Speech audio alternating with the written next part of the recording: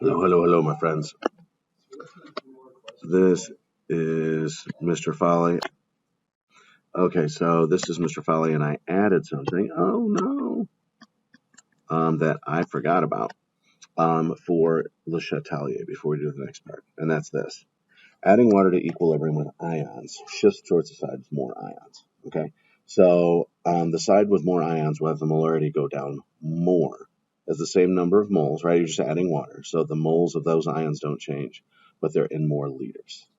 Okay, so you need to make sure that you've got that, and you explain that during with Q. All right, so simultaneous equilibrium. Consider a situation where two equilibrium reactions occur together. For example, the ionization of a diprotic acid, such as carbonic acid, right, occurs in two related stages that add up to the overall reaction. Stage 1, stage 2. Okay. It is possible to have a series of Kc expressions for these equilibrium. So notice how this part right here is going to go into, products over there. Right? So you start with products over reactants. This is one of the products, but now that product becomes a reactant. Okay. So there's your overall K. And notice how the difference is this becomes squared. Kc for the overall is Kc of stage 1 times stage 2. This is true for all multiple simultaneous equilibrium. We saw this earlier on where if you've got two steps, you'd multiply the Ks. All right, a little KSP fun. KSP is just like any other K. The SP stands for, the SP stands for solubility product. So it's products over reactants raise their coefficients, omitting solids and liquids. And this one, solids are going to be common, so we're going to omit them all the time. But as a solution, forming a precipitate. Dissolving equations are written to write KSP.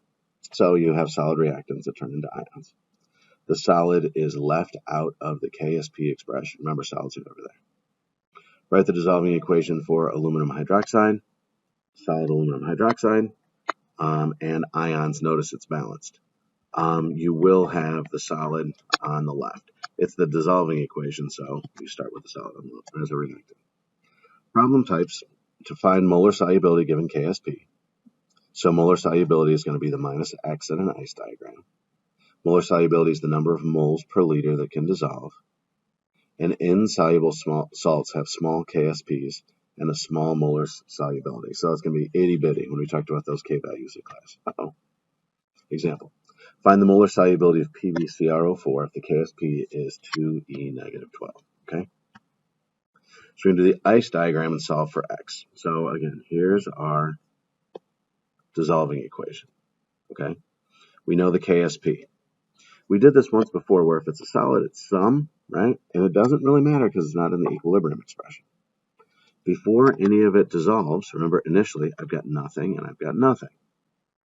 So some of it, or an amount, is going to dissolve. X is going to dissolve. So I'm going to lose X. I'm going to gain X. Products will gain. And I'm going to gain 2X. Oh, look, it's the coefficient back again. So at the end, I don't care. X and 2X. Okay? So KSP is, oops, I wish these things weren't there. KSP is lead plus 4 times chromate plus 2. So K expression, substitute in X, 2X squared, solve for X. That's it. All right. So multiple choice shortcuts when work isn't needed. Okay. So when K equals X times X, molar solubility is KSP. And that will happen when I've got 1 and 1. K is going to equal 2X squared times X, which is going to be 4X cubed. So do you see how if I have a coefficient, that's going to be that coefficient squared, and then those x's, okay? And if I have 3x cubed, notice how I'd have 3 and 1. I'd have 3x cubed. 3 cubed is 27, and x cubed times x is x to the 4th. And then root math for k's. I like to find the 4th root, so if I want to take the 4th root of 98, the way I put that in my calculator is 98 raised to the quantity 1/4. It's really easy and consistent for me. I know there's some math button in there, but blah, blah, blah, blah, blah. Okay. If I have something with an E negative 16, the fourth root estimation means you divide by 4. So that means your answer is going to be E negative 4. So we're just comparing things. That helps you compare it better. Problem type, finding K given molar solubility. Write the dissolving equation, right? Solid gives ions. Molar solubility is minus X given molar solubility, so we're going to be given X. We do use some for solids, and I don't care for solids. So here we go. Substance X squared Y, X2Y has a molar solubility of blah, blah, blah, moles per liter. Find KSP. This is my molar solubility. Notice how that's going to go in for X. That's going to go in for X. That's going to go in for X. Okay. So again, in the end, notice how we still don't care about the solid, but it does help us figure out what our 2x's and our coefficients are going to be. Okay. So KSP is X squared Y products over reactants, ignoring the solid, which we're going to leave out.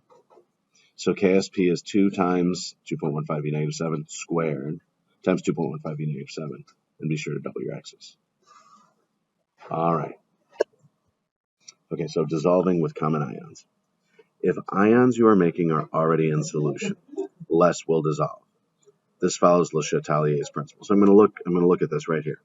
So see how this makes the ions lead-4 and chromate. So this would mean, what if I added chromate? Okay. Extra product ions will collide more often and thus will collide more successfully. So the reverse reaction will speed up as the forward reaction is at a constant rate. Common ions reduce solubility. Common ions do not change K. What's the only thing that changes K? Temperature. Spectator ions have no effect. Ions that react with ions produced are assumed to remove that ion until it runs out. So that means basically removes it pretty much completely. All right, find the molar solubility in a 0.015 molar solution of PbNO3 4 times. Take it 4 times. Okay, so I have some of this. I have this solution. So notice how I don't know, it looks like it's crossed off already, but I got rid of the nitrate. I don't believe in nitrate, it never does anything. So my solution is Pb plus 4. So I have 0.015 molar solution of Pb plus 4, and this is 0. Okay, KSP is the same. Nope. So now we have some initial. Minus X plus 2X. I don't care, 0.015 plus X, 2X. K expression. Plug it in. And then I do this with solver. Okay. So I have my K expression. Remember, my K was given way up here. Right? These were my ions. That's it. Okay. Example 2. Which solution will AgCl be most soluble in? Okay, so the first thing I do is when I think of NaOH, I get rid of Na because it's a spectator ion and it doesn't do anything. So Na positive never reacts. Hydroxide. Okay, so B is incorrect because if I want to be most soluble, K again will do nothing. K never reacts. Cl is a common ion, right? So if I add this, it will shift away, right? So that would decrease the solubility. And then C is incorrect because if I add silver, so if I add this, it'll shift to the left, which would increase solubility. And nitrate never reacts. Okay. So, I forgot to talk about OH. So A positive never reacts. OH negative will react. So you should be comfortable with most hydroxides are insoluble, right? So the OH that I put in here, OH negative, would grab the silver and remove it. So if I remove it, it'll shift to the right-hand side. All right. 7.2, Q and K is mostly precipitation. We've done a lot with Q shifting when we do Le Chatelier's principle now. Q and K are both products over reactants raised to their coefficients, omitting solids and liquids. When Q is greater than K, I have too many products, and I shift to reactants to get to my magic ratio. When Q is less than K, it shifts to the right-hand side. Okay, so you should be good with this, right? In dissolving, Q is greater than K means precipitation. So that means this is my precipitate. If Q is greater than K, it'll shift to the left-hand side. How much bigger doesn't matter. If Q is a tiny bit bigger, it's a precipitate. Teeny bit bigger. Okay. So this comes back to our dilution things again before. So example, 20 milliliters, 0.005, 20 milliliters, 0.005. So what happens is, does a precipitate form? So what I have here is 20 milliliters of each of this. This is not 0.005 anymore. I know I'm going to need my calculator for this one. I know I'm going to need my calculator for this one because I think I messed it up. And I did. So what I have here is 0.005 divided by 2. So that's 0.0025. Oh, I did remember that. Mixing solutions dilutes them. And we talked about this in class yesterday. When I double the volume, the molarity is cut in half. So these are not 0.005 and 0.005. They are 0.0025.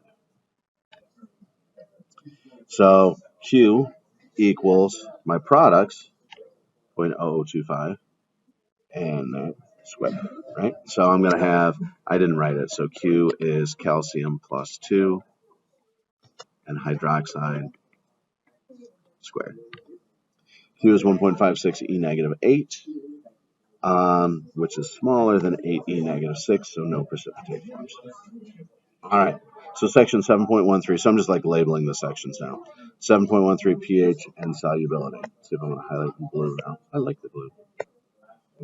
pH is a measure of H positive or OH or H3O positive. These are actually the exact same thing. This is another one where it's Santa Claus and your parents. A lower pH means more acidic and more H positive. It also means more H3O positive. This is the same as a common ion. pOH is a measure of OH negative. A low pH, pOH, means a high OH concentration. A high pH means a high OH concentration. pH less than 7 is acidic. pH more than 7 is basic. A couple of equations they are on your equation sheet that you can work with.